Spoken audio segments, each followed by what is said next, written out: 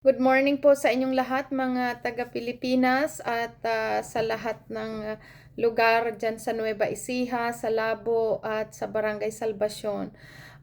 Good morning po, lalo na po dyan sa Paco. Ngayon nasa Thessalonica po tayo at magsisimula tayo sa chapter 1 ng Thessalonica. Pero bago po ang lahat, tayo po muna ay dumulog sa Diyos at tayo ay humingi ng kanyang patnubay sa babasahin natin ito. Let's pray. Hallelujah. Dakilang aming Ama sa langit na nakatingin sa amin, nakamasid sa amin sa oras na ito. Kami po muli, Ama, ay nagpapakumbaba sa iyo, O Diyos. At humihingi kami ng tulong sa iyo at pasasalamat din sa pagtuturo niyo po sa amin ng mensaheng ito, Ama. Maraming salamat po sa iyo, Madal na Espiritu, at sa ngalan ng Panginoong Hesukristo, pinupuri ka na pinasasalamatan, Ama. Amen. Amen. So, praise God. So, ito po, Thessalonica, ito ang sa panimula. Basahin ko lang muna. Maiksi lang naman po itong chapter 1. Pero ito ay napakahalaga. Kaya akin po itong basahin muna sa panimula. Sabi po dito, patuloy ang pagkalito ng mga kapatid sa Thessalonica tungkol sa pagbabalik ni Kristo. Sa ikalawang sulat ni Pablo sa mga taga-Thessalonica, tinalakay niya ang maling akala na nakabalik na ang Panginoon. Ipinaliwanag niya na hindi magaganap ang pagbabalik ni Kristo hanggat hindi lumilitaw ang tinatawag na suwail. So, kaya nga po itong tinatawag na kumbaga suwail, talagang ito muna ang magaganap bago dumating ang Panginoong Hesus. Ito yung suwail na mababasa po natin dito sa chapter 2 ng Thessalonica. Yan po yung si Satanas po yan, na papasukan niya ang isang pinuno dito sa lupa. At dyan po sa chapter 2 natin yan mababasa. So malinaw dito na hindi dadating ang Panginoong Hesus hanggat hindi pa lumilitaw ang tinatawag na suwail. Aabot sa sukdulan ang kasamaan sa ilalim ng pamumuno ng suwail. Suwail na ito at sasalungat kay Kristo. Ayan. Binigyan din dito ng apostol na dapat silang manatiling matatag sa pananampalataya sa kabila ng mga kaguluhan at kahirapan. Mangyayari po ito. Nakikita po natin ito sa paligid, na talagang mamamayagpag ang kasamaan. At iyan, huwag tayong magtaka dahil iyan ay nakapropesiya bago pa dumating ang Panginoong Hesus. Sabi dyan, magiging sukdulan ang kasamaan sa ilalim ng pamumuno ng suwail. Magaganap po ito. Kaya wag tayong magtaka ng mga leaders or mga magiging mga pinuno ng gobyerno ay talaga pong makikita natin na magiging talamak ang kasamaan dahil nakapropesiya po ito. Sabi dyan, binigyan din dito ng apostol na dapat maging manatiling matatag sa pananampalataya sa kabila ng kaguluhan at kahirapan. Magtataghirap. Nakikita po natin ito, na talagang dadating ang panahon na ito, pero tinuturuan tayo na magpakatatag sa kabila ng kaguluhan at kahirapan. Dapat silang magtrabaho para sa kanilang ikabubuhay gaya ng ginawa niya at ng kanyang mga kasamahan, at dapat din silang magtiyaga sa paggawa ng mabuti. Kailangan magtrabaho dahil malinaw po magkakaroon ng paghihirap, magkakaroon ng tagutom. Kaya dito tinuturuan, mga magtrabaho. Sabi kahapon, magtrabaho kayo. Huwag kayong maging tamad. Ayan.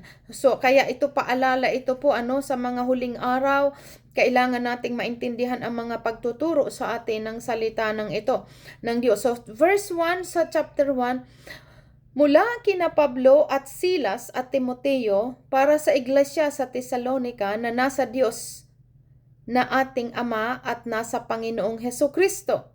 Sumainyo nawa ang kagandahang loob at ang kapayapaang mula sa ating Diyos Ama at sa Panginoong Hesukristo. Ito po ang paghuhukom. Pakinggan po natin ang paghuhukom. Mga kapatid, tama lamang na kami laging magpasalamat sa Diyos dahil sa inyo, sapagkat patuloy na lumalago ang inyong pananampalataya kay Kristo. At lalong nagiging maalab ang inyong pagmamahalan sa isa't isa. Kaya nga, ipinagmamalaki namin kayo sa lahat ng mga iglesia ng Diyos dahil sa inyong pagtitiis at pananampalataya sa gitna ng mga pag-uusig at mga kahirapang dinaranas ninyo. Ang lahat ng ito'y nagpapatunay na makaturungan ang paghatol ng Diyos upang gawin niya kayong karapat-dapat sa kanyang kaharian na siyang dahilan ng inyong pagtitiis. Gagawin ng Diyos ang nararapat, tiyak na pahihirapan niya ang mga nagpapahirap sa inyo. Kayo namang mga nagtitiis ay aaliwin niya kasama namin kapag ang Panginoong Hesus ay inihayag na mula sa langit kasama ang mga makapangyarihang anghel na may naglalagablab na apoy. Parurusahan ang lahat ng hindi kumikilala sa Diyos at hindi sumusunod sa magandang balita ng Panginoong Hesus. So, malinaw po ito na ang pagbabalik ng Panginoon na kasama ang mga anghel, kanabasa natin kahapon sa Thessalonica 5, ang pagdating ng Panginoon ay sasalubungin siya sa alapaap. So, ito dito, kasama ang makapangyarihang mga anghel na may naglalagablab na apoy. Sabi dito, parurusahan ang lahat ng hindi kumikilala sa Diyos at hindi sumusunod sa magandang balita ng Panginoong Hesus, which is ito po yung tinutukoy dito. The Word of God is the Bible. Parurusahan ng Diyos ang mga hindi sumusunod sa aklat na ito. Magdurusa sila na walang hanggang kapahamakan at mahihiwalay sila sa Panginoon at sa dakila niyang kapangyarihan. Tingnan niyo po ito, uulitin ko.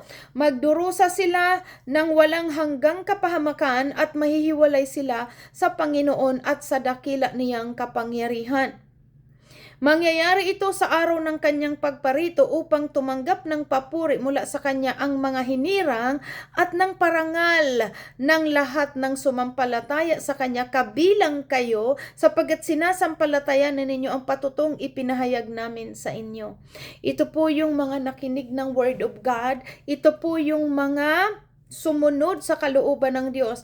Pagbalik ng Panginoong Hesus, sabi dito, pararangalan ang lahat ng sumasampalataya sa Kanya.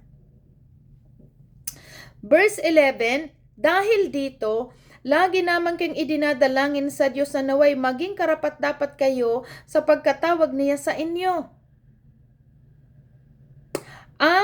At sa pamamagitan ng kanyang kapangyarihan naway ipagkaloob niya sa inyo ang lahat ng mabuti ninyong hinahangad at maging maganap ang inyong mga gawaing ibinubunga ng pananampalataya. Sa gayon mapararangalan ninyo ang pangalan ng Panginoong Hesus at kayo naman ay pararangalan niya. So ito po yung sinasabi po dito na tayong lahat po, sabi diyan, sa pamamagitan ng kapangyarihan naway ipagkaloob sa atin, sabi sa inyo, ang lahat ng mabuti ninyong hinahangad. Yung mga desire natin na makapaglingkod sa Diyos, ang desire natin na makasunod sa kalooban yun, yan po ay magagandang desire. At sabi dyan, ibibigay ito sa atin at magiging ganap ang inyong gawaing ibinunga ng pananampalataya. Sa gayon, mapararangalan ninyo ang pangalan ng Panginoong Hesus at kayo naman ay pararangalan niya. Mapararangalan ang Diyos dahil sa pagsunod natin sa Kanya at yung mga ginagawa natin, pararangalan naman tayo sa Kanyang pagbabalik. At ito po ayon, sabi dito, pararangalan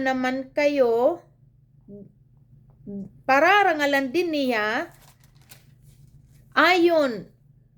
Pararangalan din ni Mani. Putol po kasi itong aking dito, na rip off ang aking Bible dito sa pinakababa. But ulitin ko pong muli sa verse 12. Sa gayon, mapararangalan ninyo ang pangalan ng ating Panginoong Hesus at kayo naman ay mapararangalan din niya ayon sa kagandahang loob ng Diyos na ating Panginoong Hesus. So ito pong message na ito sa chapter 1 Napakaiksi nito pero dapat nating maintindihan. Katulad ng laging pinapaalala sa atin, sumunod tayo sa kalooban ng Diyos. Dahil parurusahan ng Diyos ang hindi sumusunod sa banal na aklat na ito. Katulad ng sabi kanina, at pinapatatag tayo dahil malinaw na sa mga huling araw, bago dumating ang Panginoong Hesus, mauuna po muna ang Antichrist. Malinaw po dyan, ano? Una muna ang Antichrist, isa itong mamumuno sa isang bansa, isa itong mamumuno bilang tao, pero magiging hanggang sukdulan ang kasamaan nito sa ilalim ng pamumuno. Dahil siya po ay papasukan ni Satanas. Yan na yung nabasa natin dyan, ano? Hindi makakabili, mayaman o mahirap, hindi makakabili ng walang tatak ng suwail na ito po, ano. Kaya tinuturuan tayo, magpakalalim tayo sa salita ng Diyos. Unawain natin ang ating binabasa, hindi po ito biro, mga kapatid. Tinuturuan tayo ng Panginoon na manatili sa salita at isabuhay ang kanyang salita dahil ito ang pagpapaunawa sa atin sa kanyang pagbabalik. Ano, madatnan tayong walang dungis at walang kapintasan. Pero ito nga, bago pa dumating ang Panginoong Hesus, mauuna muna nalilitaw ang tinatawag na suwail. Kaya ang mundong ito po, lalo itong magpapakasama. Makikita natin na kung sino ang mga sinungaling, sino ang mga mali, yun ang mangingibabaw. Magiging lalong masama ang sanlibutan.